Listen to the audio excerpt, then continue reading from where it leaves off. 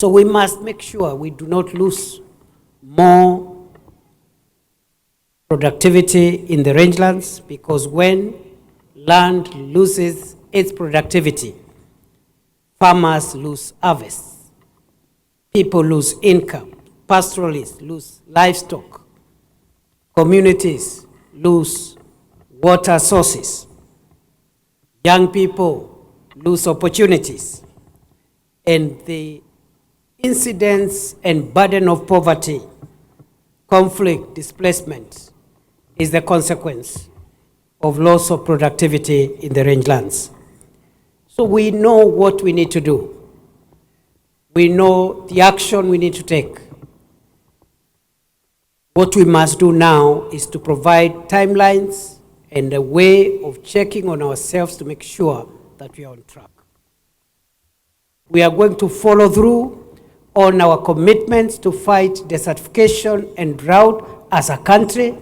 We are going to continue being a responsible member of the United Nations family and other global arrangements that help us resolve this problem. My only call to the international community is that fighting desertification, fighting drought, is a shared commitment. It requires financing and it requires solidarity. And therefore, no one nation, no one part of the world can do this alone. Kwa hivyo, mwisho kabisa, maybe I should say this in English, finally, that part of the effects of desertification and degradation of rangelands is increased human-wildlife conflict. And we have seen the statistics have continuously increased because of the increasing encroachment and degradation that is happening in this space.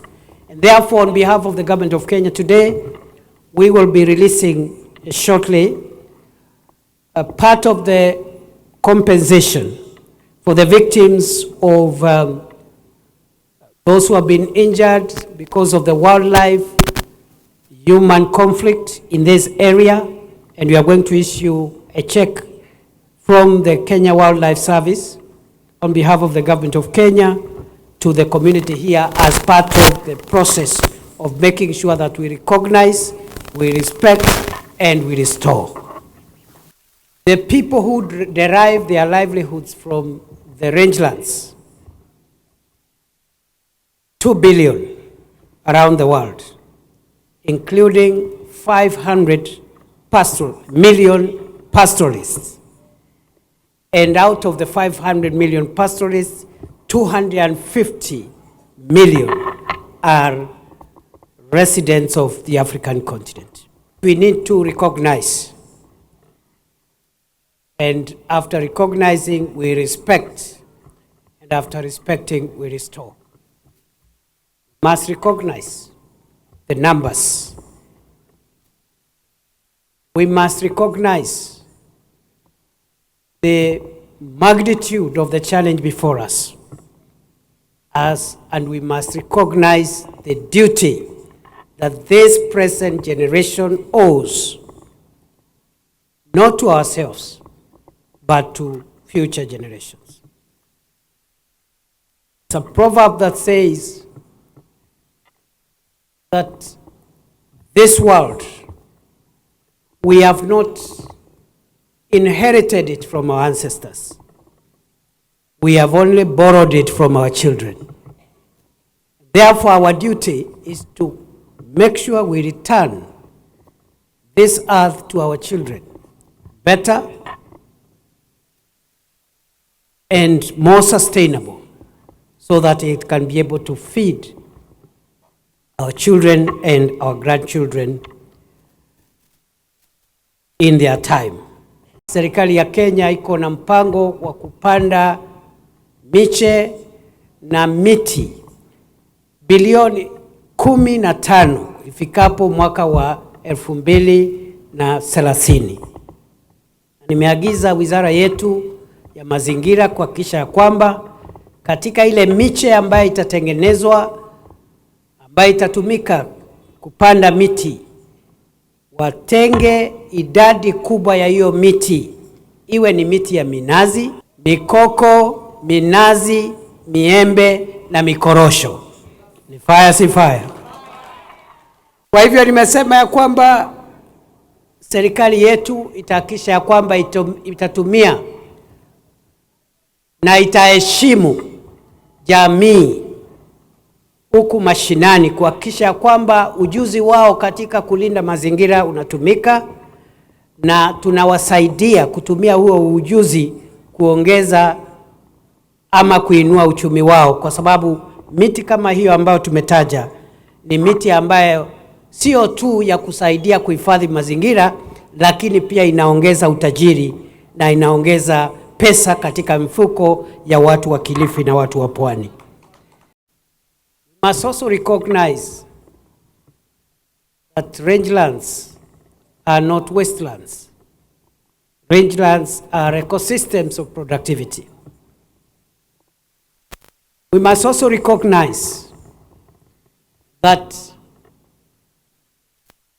rangelands supports livelihoods, communities, and incomes, millions, and globally billions.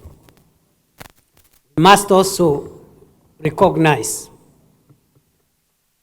that these communities, who are the custodians of the rangelands, know what we need to do, how to do it. They just need to be supported so that they can be able to protect this fragile and sensitive ecosystem to continue building their families and their future from it. And we need to respect them and their knowledge. It is not enough to recognize them. We must also respect them and their knowledge. We must also help them restore the ecosystem. And therefore, the world is not suffering today from the lack of knowledge on what is wrong and what needs to be done. The world is only behind in implementation of what needs to be done. This is the clarion call from Kilifi, Kenya, this afternoon. We must move from wonderful speeches to implementation of the so many commitments that we have made along the journey on combating desertifications and drought, but also generally on the protection of our environment. I therefore want to acknowledge the role played by the United Nations, particularly the United Nations Environmental Program, which we host here in Nairobi. And I just want to thank the UN and UNEP for the wonderful partnership and support that we have received as the government of Kenya, and I believe very many other countries among the member states. I also want to recognize the role that has been played by the secretariats of the UN Convention on Combating Desertification. I want to thank you, Madam Executive Director, and your team for your partnership and focus and clarity as we continue dealing with the issues before us. I wish you well in the journey ahead as you help us navigate the agenda before us. So we must make